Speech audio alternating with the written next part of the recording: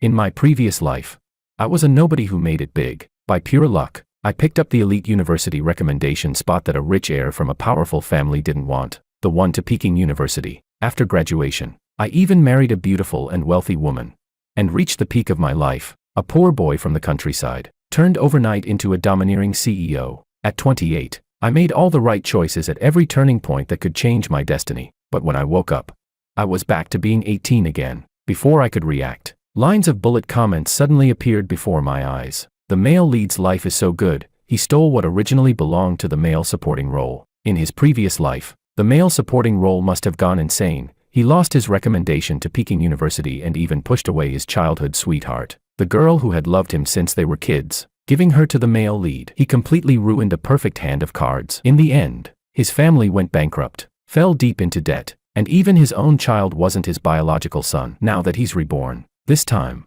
it's definitely the male supporting role's turn to rise. Then another line popped up. Let's see how George, without relying on women to climb the ladder, can still play the male lead. I am George, but who said I can't be the male lead?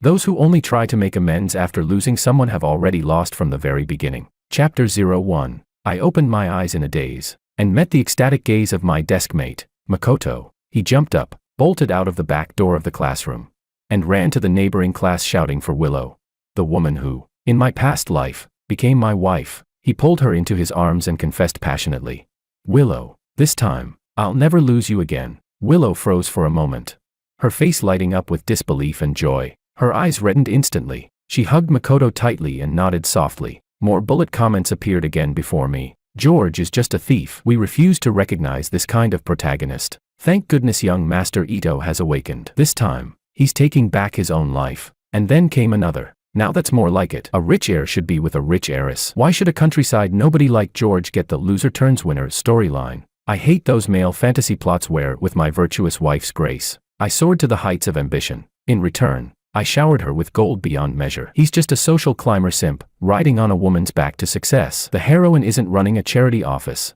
you know. Someone else replied in the bullet comments. Wait a second, when women marry into wealth and stories, you all get super hyped, right? Don't see you calling them social climbers. Oh, right, you'd rather watch those "I divorced the god, and took half his divine power" types of plots instead. I stared blankly at the math workbook on my desk. The complex formulas before me confirmed one thing. I had truly gone back to my senior year of high school. There was only 1 month left until the college entrance exams. Someone sat down beside me. Makoto's eyes were blazing with determination. He smirked at me confidently, his expression full of conviction. He said, "George, I'm going to take back everything that's rightfully mine. Just wait and see." I smiled but didn't answer. I was curious too. In this new life, what kind of path would I walk this time? Chapter 02. The school bell rang, and our homeroom teacher walked in with a joyful expression. Makoto's face lit up with pure excitement. Bullet comments started flashing rapidly across my vision. Here it comes. Ito Young Master's University recommendation notice has arrived. This is the very first turning point that changed George's destiny. If he hadn't stolen Ito's guaranteed admission spot, how could he have possibly entered Peking University? People who steal others' opportunities without working for it are nothing but rats in the gutter. He even snatched Ito's fiancée and climbed the social ladder using his wife's family's wealth. What a shameless man. The next second, the teacher spoke. "Makoto, congratulations. You've been officially granted the recommendation spot for Peking University." Amid thunderous applause, she looked at me with a trace of regret. Although both George and Ito earned awards in the competition, there's only one recommendation slot. In my previous life, Makoto's score in that academic contest was just 0.5 points higher than mine, and by ranking order, I lost my chance. But to everyone's surprise, he rejected it. He had said, "Guaranteed admission is the lowest form of success. Give the spot to someone who needs it more." Because of that one sentence, the whole class looked up to him. Even our teacher teased, "Then I'll be waiting for Ito to become the top scorer in the entire province and bring honor to our school." In reality, though, he was madly in love with the school beauty. He'd sworn to enter the same university as her and experience a passionate, headstrong romance. He was sick of sneaking around, having to hide just to hold hands. Makoto was drowned in a flood of admiration, and I, the one who took that spot, became everyone's target of ridicule. Beggar's food, picking up someone else's leftovers. So shameless, I didn't care. With my grades barely hovering around Peking University's admission line, I treasured that opportunity. Makoto could afford to gamble with his exam results. I, born in the countryside, could not. A stable future mattered far more than cheap words. But now, in this second life, Makoto's determined voice echoed in the classroom. I'll accept the guaranteed admission spot to Peking University. Chapter 03. As the class buzzed with admiration and envy, he turned to me. George, you must be really disappointed. Huh?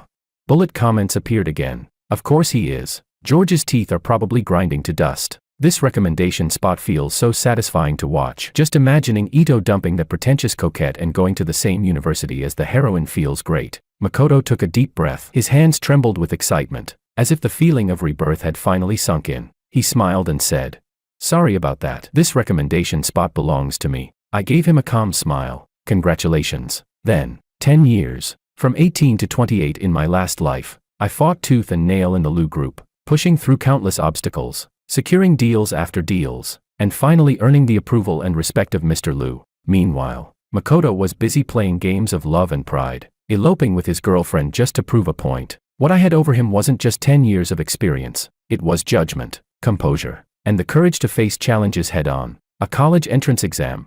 In this lifetime, I was certain of my own strength. There would be no accidents, no failures. But Makoto clearly thought I was bluffing. He looked at me with disdain. "I'm really looking forward to the moment 2 months from now when the exam results come out, just to see the look on your face." He smirked triumphantly, as if he had already pictured me as the joke of the year. Chapter 04. But his happiness didn't even last one class period, because the moment Maria showed up, his face went pale as death. Maria was Makoto's current girlfriend. She was not only the school beauty but also the god-sister of the school bully. With her delicate and fragile looks, she always managed to thrive among crowds of boys eager to protect her. Though she kept ambiguous relationships with many of them, and her admirers were countless, she ultimately accepted the confession of the rich heir Makoto. Anyone with half a brain could guess her intentions. She burst into the classroom, fuming with rage. In one swift motion, she swept all of Makoto's books off his desk and onto the floor. She snapped, "Didn't you promise we'd go to the same university? What the hell do you mean by this now?" Makoto looked at her impatiently. "Why the hell should I go to the same university as you? With your grades, you'll be lucky to get into some third-rate college. Who gave you the confidence to even say that?" The commotion was so loud that students crowded the doorway to watch. From the neighboring class, Willow came running over after hearing the noise. She said sharply, "Crazy woman, go make a scene somewhere else." Humiliated again and again, Maria finally broke down. Her eyes turned red as she pointed at Makoto and shouted, "Bastard, you got me drunk and did that to me. Then begged me not to call the police. You said you'd take responsibility. Now you regret it and want to pretend nothing happened. You're just trying to use me and dump me like trash."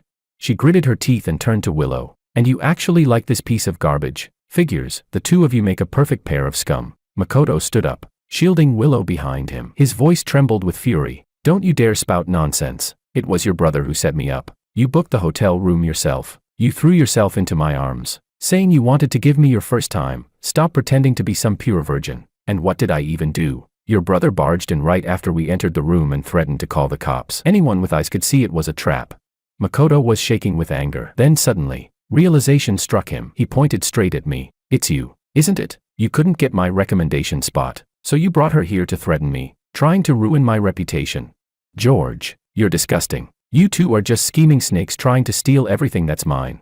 The bullet comments exploded with outrage, all taking Makoto's side and cursing me viciously. No wonder Maria showed up so fast. She and George must have been plotting this together. In the last life, Ito was tricked by Maria. He was too naive to see through her manipulative act. And with George, that cunning bastard, working alongside her, it's no surprise he fell into their trap. Makoto suffered so badly because of those two in the past. Now that he's awakened, they're finally getting what they deserve. I couldn't help but laugh in anger. I said, "If your brain's messed up, go get it checked. I haven't even moved from my seat all class. Are you blind? You made your own mess and now you want to pin it on me."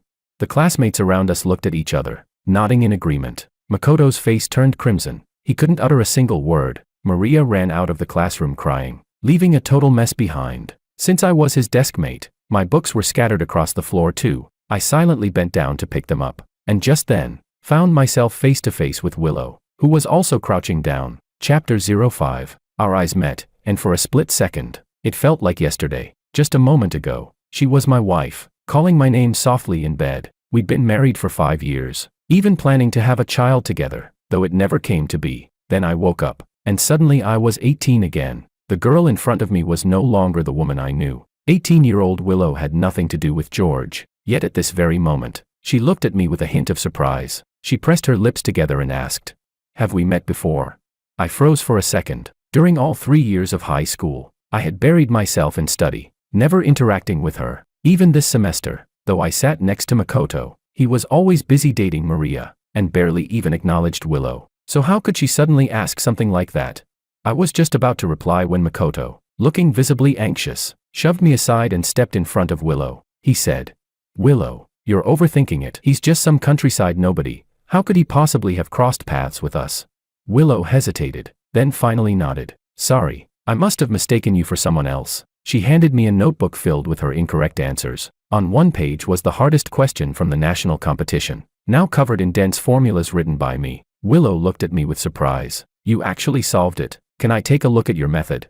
Makoto immediately tensed up. Snatching the notebook from her hands, he said sharply, "Why are you asking him? His scores aren't even as high as mine. What good solution could he have? Even I couldn't solve that problem. There's no way he could." Makoto was visibly rattled. Having been reborn, he was terrified of repeating the same mistake, the mistake of losing Willow, his fiancée from the last life, to another man. He said, "Willow, if there's something you don't understand, just ask me." Bullet comments floated across my vision again. "Makoto, relax. As long as you two don't break up, Willow will never be taken by George." Exactly. Even in the last life, after she married George, when she heard Makoto had an accident, she dropped everything to see him. Makoto was always her white moonlight. I don't know. 7 years later, I think Willow really did love George. After all, they went through university and worked together, facing everything side by side. Feelings like that are bound to grow. George had ability. Makoto just chose the wrong person. Oh please, stop being brainwashed by the plot. It's obvious the story forced that direction. George is just a rural kid.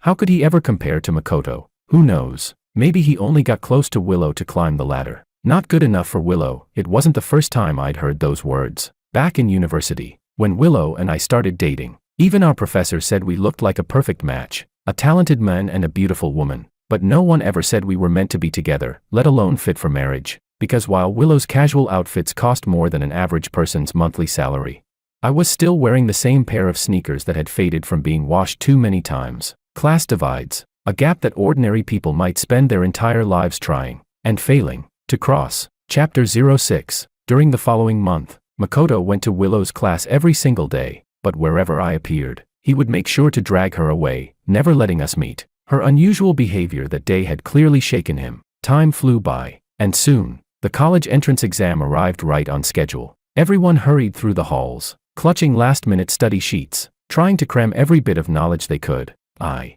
however, walked calmly toward the exam hall, carrying only my test admission envelope. Bullet comments flickered in front of me mockingly. Has this guy already given up? Everyone else is frantically reviewing, and he's just strolling like it's a regular school day. Guess he knows struggling is useless. He already lost the recommendation slot anyway. I bet he won't even make it into a decent university. Certainly not compared to Ito. I ignored them completely. Suddenly, the bullet comments exploded into chaos. Lines of text flew past in panic. Makoto's been taken away by the school bully. What's going on? He doesn't even need to take the exam. Why is he at school? Maria's despicable. She actually called her big brother to handle it for her. What a vicious woman. Now what? The teachers and security are all busy near the main buildings keeping order. No one's even watching that abandoned equipment room. Maria's gone insane. Makoto's been acting distant lately. She must have noticed. Wait, she brought a knife. Is she planning to drag him down with her? I hesitated for a second, then stopped in my tracks. The next moment, I turned and sprinted toward the equipment room. Once the exam began, anyone arriving more than 15 minutes late wouldn't be allowed to enter. But if Makoto really died like this, that would be far too easy for them. I quickened my pace. What's George doing? The exam's about to start. That's the direction of the equipment room. Could it be he knows Makoto's been kidnapped? Or is he behind it too? Exactly. He lost the recommendation spot. He must be holding a grudge. Maybe he's colluding with Maria to ruin Makoto for good. I ignored the sneering bullet comments, a faint smirk tugging at my lips, and kept running. Just then, I spotted a patrolling security guard. Together, we rushed toward the old equipment building, and when we got there, we saw Makoto tied to a chair, his face swollen and bruised as Maria slapped him furiously. The security guard roared, "Hey, what the hell are you doing?" Chapter 07. The abandoned equipment room was more than 10 minutes away from the exam hall. By the time I made it back, there were only 15 minutes left before they locked the doors. I slipped into my seat just in time, breathing hard. and finally laid my hands on the exam paper. I had no time to care about the shocked bullet comments flooding my vision. I focused entirely on the questions before me. 3 days of exams went by in a blur. With each test, I grew calmer, steadier, but the moment I stepped out of the final exam room, several police officers were already standing there, waiting for me. "George," one of them said, "please come with us." My eyes darkened slightly. Around me, my classmates immediately erupted into whispers, their curiosity and gossip spilling over like wildfire. "Did you hear? On the first day of the exams, Makoto got kidnapped. They say George was the mastermind." "What's that got to do with George?" "Wait, could it be because of the Peking University recommendation spot?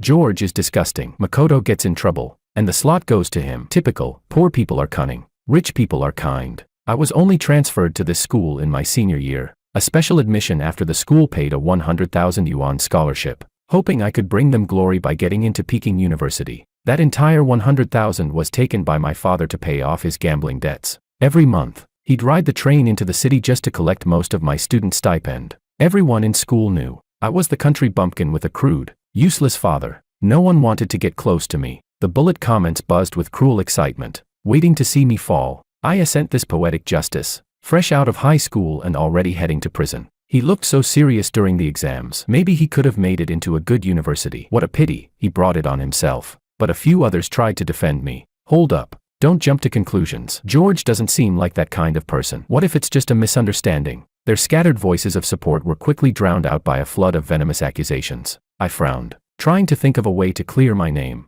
Being able to see bullet comments was strange enough already, but I didn't expect that when the police took me away, it wouldn't be for an interrogation or confrontation at all. Chapter 08. Soon, the day of the results arrived. The school invited the top 30 students to return and check their scores together. Several reporters were already waiting outside the classroom, broadcasting live across the internet, every major university betting on who would claim the title of provincial top scorer this year. Someone said, "Last time, Willow ranked second in the mock exam. Since Makoto didn't take the real one, it's definitely going to be her this time." Another added, "Willow and Makoto are a perfect match. A talented couple, both destined for Peking University. A true power pair." I stood quietly in the corner of the classroom. Then the principal suddenly spoke up. "Oh, right, George. You were also among the top 5, weren't you? Have you estimated your score?" I nodded. "I think I'll get over 700. The principal's eyes glimmered with amusement. Clearly, he didn't believe me. My best record in the past year was 685 points. The bullet comments immediately erupted with laughter. "Ha ha ha. Sometimes I really envy how confident guys can be. If I had half a man's confidence, I'd succeed at everything." Don't make me laugh. Even Ito wouldn't dare say he could score over 700. What makes George think he can?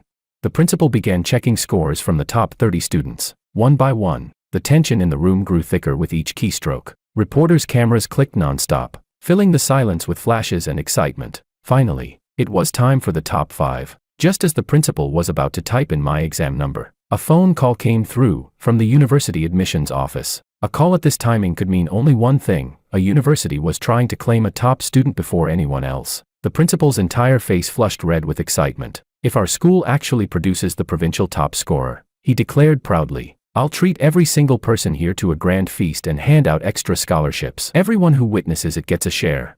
The classroom erupted in cheers. He put the call on speaker. "Principal Lin," said a voice from the other end. "First off, congratulations. Your school has produced this year's provincial top scorer. From now on, your admissions line is going to be packed. Secondly, I need to ask, is George Wang there? Please get him on the phone immediately. If another university steals him away, my boss will kill me." Principal Lin froze for a moment, completely stunned. "What did you say, George? How many points did he get?" The voice on the other end replied excitedly. "The provincial science top scorer, 728 points. It's a new all-time record, 15 points higher than second place. Principal Lin, you've outdone yourself." The line clicked off. The room fell into dead silence. Everyone stared at me, their faces frozen in disbelief. Then Principal Lin burst into laughter, grabbing my hand and shouting, "Excellent," 3 times, his eyes burning with pride. The bullet comments went absolutely wild. "What the hell? That has to be fake. There's no way George scored that high.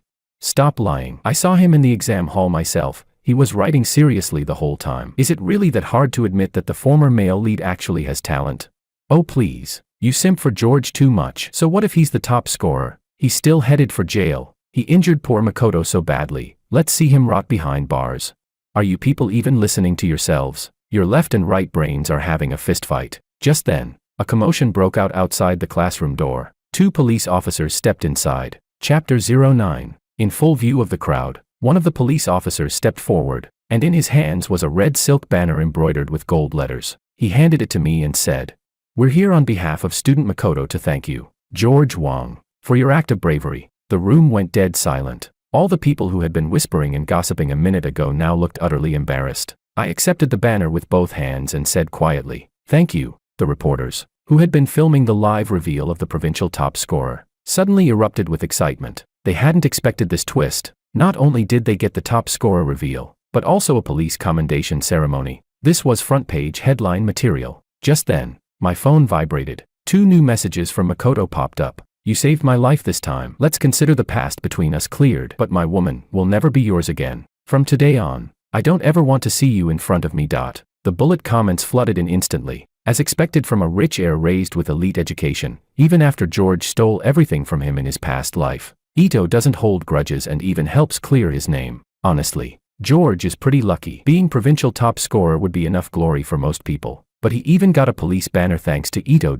Others fired back angrily. "Oh come on, jealous much? George literally saved Makoto's life. Isn't that something he should be thanked for? If it weren't for George, Makoto might have been dead, and yet people are praising him for not holding a grudge. I can't with you people anymore. Do you just hate seeing poor people succeed? The guaranteed spot was something Makoto gave up himself. And you keep calling George a social climber simp or saying he manipulated Willow into marriage. Did he force her to marry him? Did he ever mistreat her? Without George, there wouldn't even be the Lu Corporation's success. Meanwhile, Willow, she wants to act virtuous while playing the victim, constantly belittling George and comparing him to Makoto. Hypocrisy at its finest. I couldn't help but curl my lips into a faint smile. After so long, finally, a few voices of reason among the sea of judgment. They were right. Yes, I was a social climber, and Willow was the most privileged woman I'd ever had the chance to reach. I did like her, but part of that came from the fact that she was a rich heiress. I knew my background and my connections could never match my ambition. So yes, my approach to her wasn't entirely pure, but once I joined the Lu group, I gave it everything I had. I worked myself to the bone, secured major projects, and helped turn the Lu family into the richest household in City A. Only then did Mr. Lu truly acknowledge me. Even after I became successful, built an empire of my own, I never forgot where it all started. I learned to endure, to compromise, to turn a blind eye when I had to. After all, I made my choice, and I had to accept its price. The price of success was this: that she never stopped thinking about Makoto, that she treated me like a servant, ordering me around without a second thought, that she agreed to have a child, yet secretly kept taking birth control pills behind my back. I wanted wealth and power, and this was the price I had to pay for it. I was so lost in thought that I didn't notice Willow's eyes, growing stranger and darker by the second, as she watched me in silence. Chapter 10. Right after graduating high school, I used the memories of my past life to make my first fortune through stock trading. Then, with foresight from what I already knew about the next 5 years, I founded a company in one of the most promising emerging industries. I recruited a group of young yet capable early shareholders, people I had met in my previous life. They all had talent, just no money. When university started, the military training got cancelled, which gave me extra time to prepare a proposal and bidding document for an upcoming project from the Lu Group. One day, while working on the proposal at school, I overheard news that Willow and Makoto were officially together. Makoto's flamboyance left everyone speechless. He posted updates daily, never missing a chance to show off their relationship. They were constantly glued together, the campus golden couple. The first time I ran into them on campus, they were quarreling. Willow looked visibly upset. "Makoto, I need some personal space too." Makoto, who should have been thrilled, since Willow was the girl he'd secretly loved since childhood, instead turned into someone else entirely. His possessiveness had gone from flattering to suffocating, and even Willow was starting to lose patience. Then, his temper snapped. "What do you mean by that?" he said coldly. "You think I'm controlling you too much? With the way you dress, showing off like that, don't tell me you want space. You just want to flirt with other men, don't you, slut?" The sound of a slap cracked through the air. Willow had struck him across the face. Bullet comments flew by instantly. "Not gonna lie, I'm starting to feel turned off by the male supporting role. Makoto's gone insane. He tracks her every move just so she doesn't see the original male lead. Calls it caring about her. That's not love, that's obsession. Compared to that, George is completely different. He never questions what Willow wears or where she goes. And yet, the heroine used to doubt whether George even loved her. Makoto lifted his head and caught sight of me standing nearby. His expression darkened immediately. He ground his teeth and shouted, "Didn't I tell you not to show up in front of us again?" I raised an eyebrow. "If your brain's broken, go fix it. Is this hallway your family's property now?" His jaw tightened, but then he noticed Willow's gaze had shifted from him to me. She was staring blankly, lost in thought. Makoto's voice cracked in anger. "Willow, you've been fooling around with him all along, haven't you? Why is it that even after being given another chance, you still choose him?" He turned away, devastated, and stormed off, leaving Willow standing frozen in place. I clicked my tongue twice in silence. Choose him, please. I would never understand it. Makoto had everything: money, status, intelligence, yet he never knew what truly mattered. For 18-year-old Willow, even if Makoto did nothing but stand there, she would have gravitated toward him on her own. And even without Willow, so what? He still had more than most people could ever dream of. Willow's eyes glistened red. After a long pause, she finally said softly, "I'm sorry. Makoto's been under a lot of pressure with his company lately. I apologize on behalf of my boyfriend." Boyfriend? Huh. I stared at her for a moment. In my previous life, I was Willow's first love, but the person who truly taught her what love was had always been Makoto. Even after we got married, she could never let him go. She was my wife in name, but in her heart, she was always his. That was fine. In this life, we were walking down different paths, and this time, I no longer needed her. Chapter 11. 2 months later, the Lu Group's project bidding officially began. With 8 years of experience working in the Lu Group from my previous life, and months of meticulous preparation this time, I was certain my proposal was the best solution on the table. If nothing unexpected happened, we would win the bid. But of course, something did happen. The problem was that my company was newly established, too new. Many aspects had to be outsourced, driving up the overall cost. Whether the Lu Group would value the strength of my proposal over the financial efficiency of other companies was the one thing that kept me awake at night. I tightened my grip on the report in my hands. And then, as the Ito Group's presentation began, my heart turned cold. Their proposal was identical to mine, word for word. Every slide, every line of data, even the punctuation marks were the same. The manager beside me lost his temper and slammed the table, but the representative from the opposing side only smirked in amusement. He asked mockingly, "Can your company prove this proposal was actually your original work?"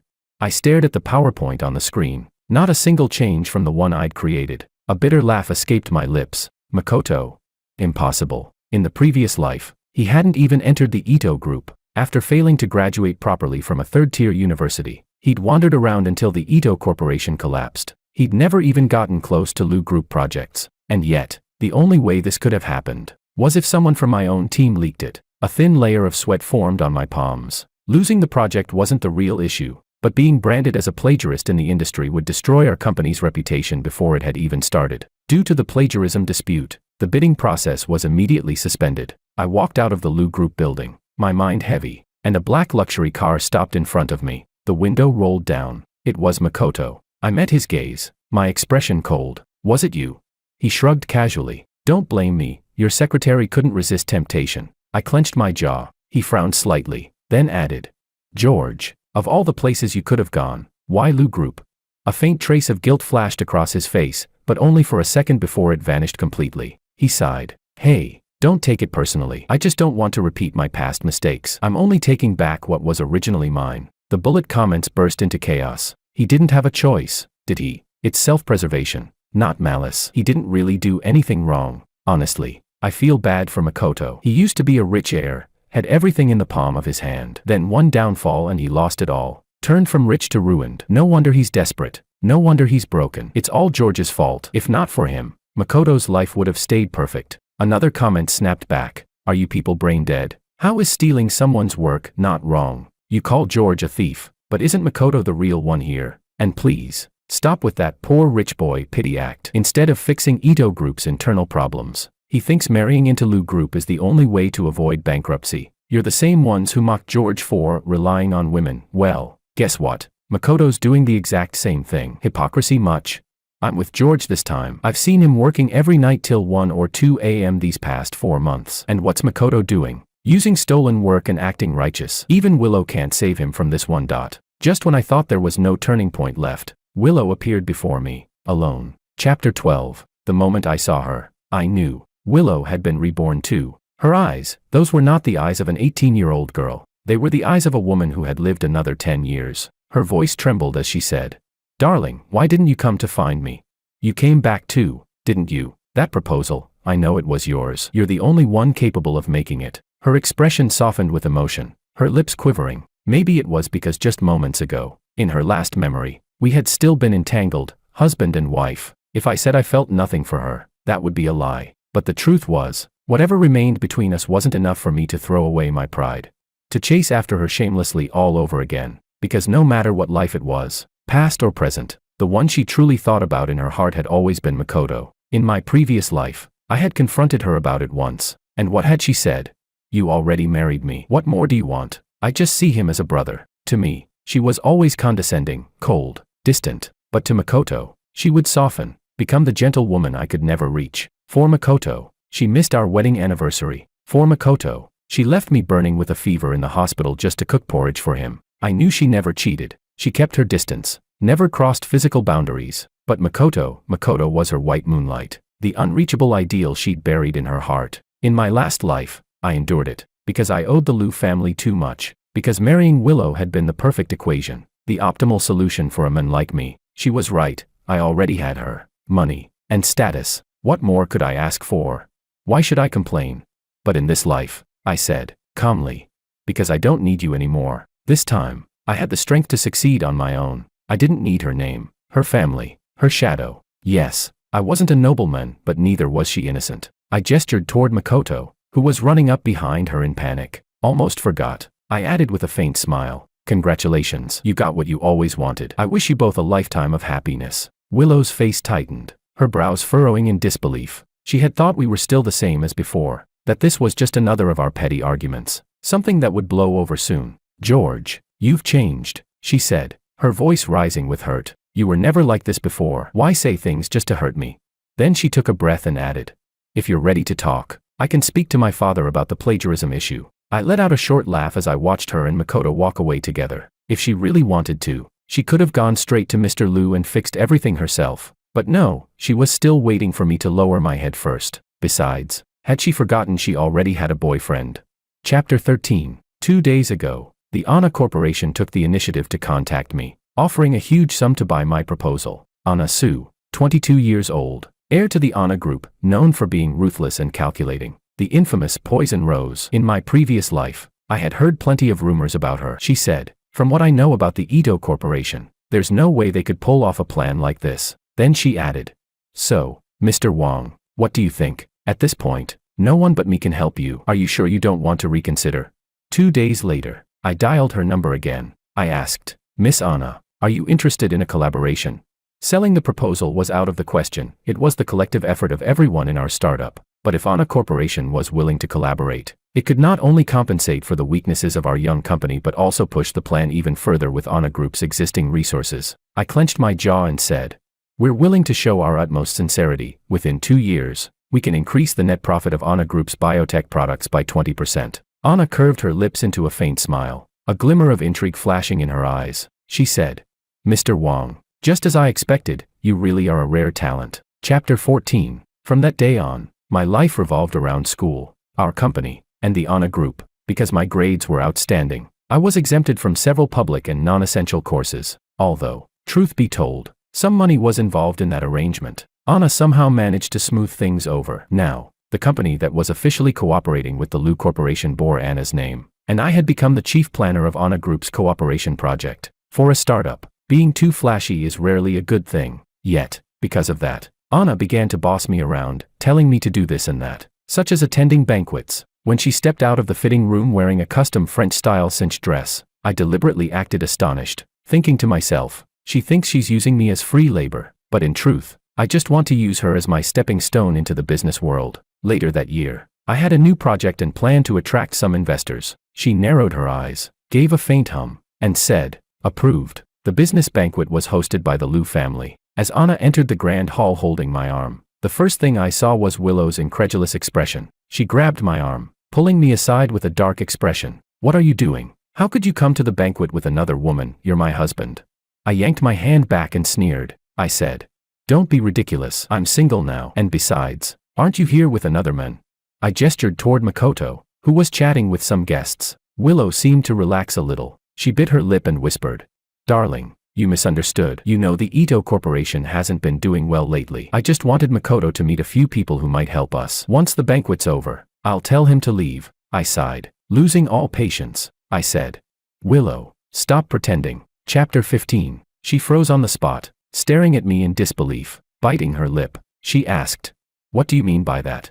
I gave a cold, mocking laugh, still trying to play both sides. "Huh, don't you have any shame? Have you even mentioned breaking up with Makoto during all this time?" Watching her face turn pale, I spoke calmly.